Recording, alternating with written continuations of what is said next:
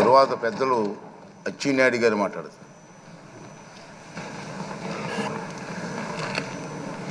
అధ్యక్ష,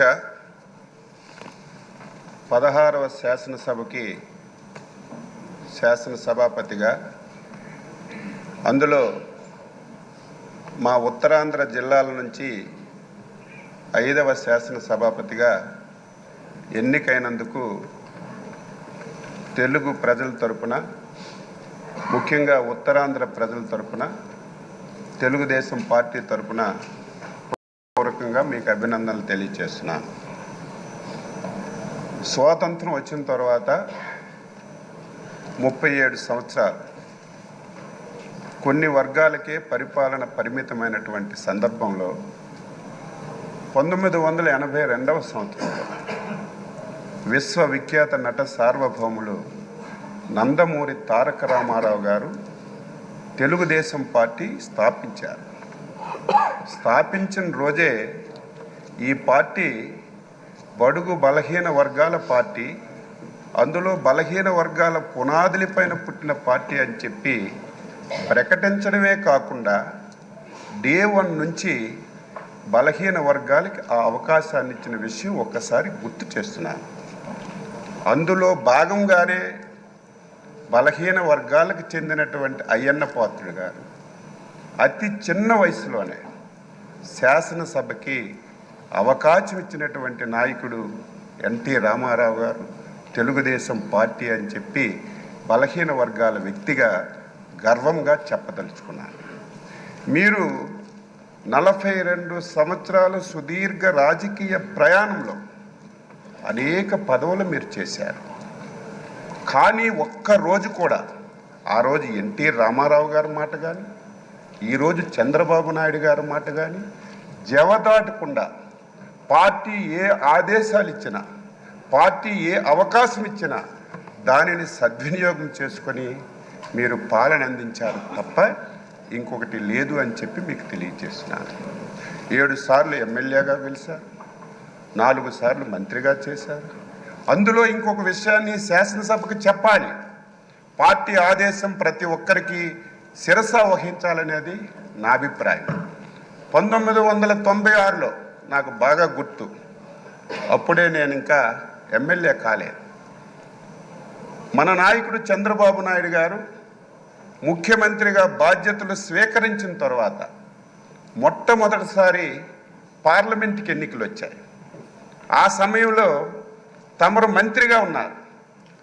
ఆ రోజు అధ్యక్షులుగా, ముఖ్యమంత్రిగా చాలామంది మంత్రులకి మీరు ఎంపీలుగా పోటీ చేయండి అని రిక్వెస్ట్ చేస్తే చాలామంది దాన్ని ఒప్పుకోలేదు, మంత్రి పదవి వదిలి వెళ్ళడానికి. కానీ ముందుకొచ్చి నేను వెళ్తానని చెప్పి 96లో అధినేత మాటకి జవదాటి నిలబడి వ్యక్తి గౌరవనీయులు శ్రీ అయ్యన్న పాత్రుడు గారని నేను ఒక గర్వంగా చెప్పదలుచుకున్నాను. ఈరోజు బలహీన వర్గాలకి తెలుగుదేశం పార్టీ ఎన్టీ రామారావు గారు ఇచ్చారు, చంద్రబాబు నాయుడు గారు ఇచ్చారు. ఈరోజు ఎన్డీఏ పార్ట్నర్స్తో సహా ఆ విధానాన్ని కొనసాగిస్తున్నారు. ఈరోజు మీకు శాసనసభాపతిగా ఎన్నుకోవడం ఇది ఒక చరిత్ర. ఈరోజు నిన్నటి వరకు ఓట్ల గురించి, రాజకీయం గురించి, నా ఎస్సీలు, నా బీసీలు, నా మైనారిటీలు అని ఓకదంపుడు ఉపన్యాసాలు ఇచ్చినటువంటి కొన్ని పార్టీలు, కొంతమంది వ్యక్తులు ఆ పార్టీ పేరు చెప్తే మనకే నష్టం, ఆ వ్యక్తుల పేర్లు చెప్తే మనకే నష్టం. అటువంటి పార్టీలు ఒక బలహీన వర్గాలకు చెందిన వ్యక్తిని ఎన్డీఏ ఆ స్థానంలో కూర్చోపెడితే ఈ ఘట్టాన్ని చూడడానికి కూడా ఇష్టం లేనటువంటి పార్టీలు, నాయకులు ఈరోజు రాష్ట్రంలో ఉండడం బాధ కలుగుతుందని ఈ సందర్భంగా తెలియచేస్తున్నారు. మీరు చాలా పోర్ట్ఫోలియోలు చేశారు. ఏ పోర్ట్ఫోలియో చేసినా ఆ పోర్ట్ఫోలియోనే వన్ని తీసుకొచ్చారు. ఆ పోర్ట్ఫోలియోల ద్వారా ఈ రాష్ట్రానికి ఎనలేనటువంటి మేలు చేశారు. గత శాసనసభ ఇప్పుడే మా అధ్యక్షులు వారు పవన్ కళ్యాణ్ గారు, లోకేష్ బాబు గారు అందరూ చెప్పారు, ఆంధ్రప్రదేశ్ చరిత్రలో 2019-24 శాసనసభ ఒక దుర్మార్గమైనటువంటి సభ. ఆ సభలో నేను కూడా సభ్యుడిగా ఉన్నాను. 23 మంది ఎమ్మెల్యేలు మాట్లాడడానికి అవకాశం లేదు, మా వైపు చూడలేదు. చూడకపోయినా మా స్థానాల్లో మేము గౌరవంగా కూర్చున్నా సరే మొత్తం మా దగ్గరికి వచ్చి తల్లిదండ్రుల్ని, కుటుంబాలని, పర్సనాలిటీని, వ్యక్తులని బండబూతులు తిట్టి ఈ సభలోకి ఎందుకు వచ్చాం? రాని వాళ్ళే అదృష్టవంతులని బాధపడినటువంటి రోజులు, చెవుట్లో కాటన్ పెట్టుకొని వినలేనటువంటి రోజులు గత శాసనసభలో మేము ప్రత్యక్షంగా చూసాం అధ్యక్ష. ఈరోజు తెలంగాణ ఉద్యమం అద్భుతంగా జరిగింది, కానీ ఎప్పుడు శాసనసభ్యుల మీద భౌతిక దాడులు ఎప్పుడూ జరగలేదు. కానీ గత శాసనసభలో ఒక దళిత శాసనసభ్యుడైనటువంటి ప్రస్తుత మా మంత్రి గారైనటువంటి బాల వీరాంజనేయ స్వామిని సభాపతి స్థానం దగ్గరికి వచ్చి ఆయన పైన భౌతికంగా దాడి చేస్తే ఎంత ఆవేదన చెందాం, ఎంత బాధ చెందాం. ఆంధ్రప్రదేశ్ ఈ రాష్ట్రానికి, దేశానికి ఒక రోల్ మోడల్. ఇటువంటి ఆంధ్రప్రదేశ్ శాసనసభలో ఇటువంటి సంఘటనలు జరగడం, అది మా కళ్ళతో మేము చూడడం చాలా బాధ, ఆవేదన కలిగింది.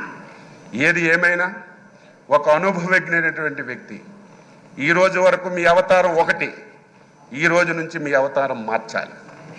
ఎందుకంటే రాజకీయాలు చేసేటప్పుడు పదునైన మాటలు మాట్లాడాలి. ప్రతి ఒక్కరు విమర్శించేటప్పుడు వారికి సమాధానం చెప్పాలి. కానీ ఈ రోజు నుంచి మీరు శాసన సభాపతి.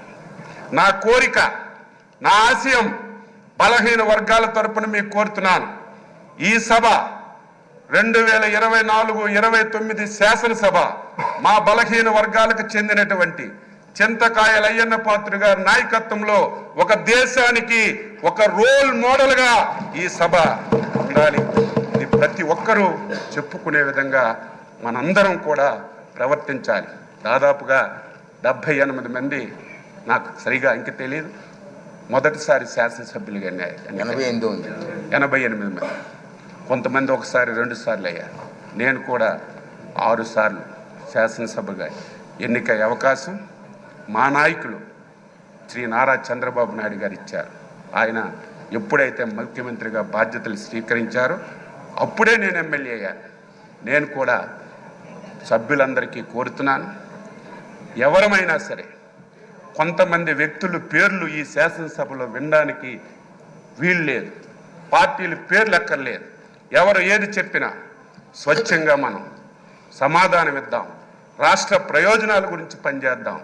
ఈ పార్టీ మీద ఒక అచంచలమైన విశ్వాసంతో, ఎన్డీఏ మీద ఒక అచంచలమైనటువంటి ఒక నమ్మకంతో ఒక మ్యాండేట్ ఇచ్చారు. అందరం కలిసి మంచున్నతమైనటువంటి చర్చలు జరిపి మంచిగా ఈ సభను తీసుకెళ్దామని ఒక్కసారి తెలియజేస్తూ, మరొకసారి హృదయపూర్వకంగా మీకు అభినందనలు తెలియజేస్తూ, ఈ అవకాశం ఇచ్చినందుకు మీకు ధన్యవాదాలు తెలియజేస్తూ సెలవు తీసుకుంటున్నాను.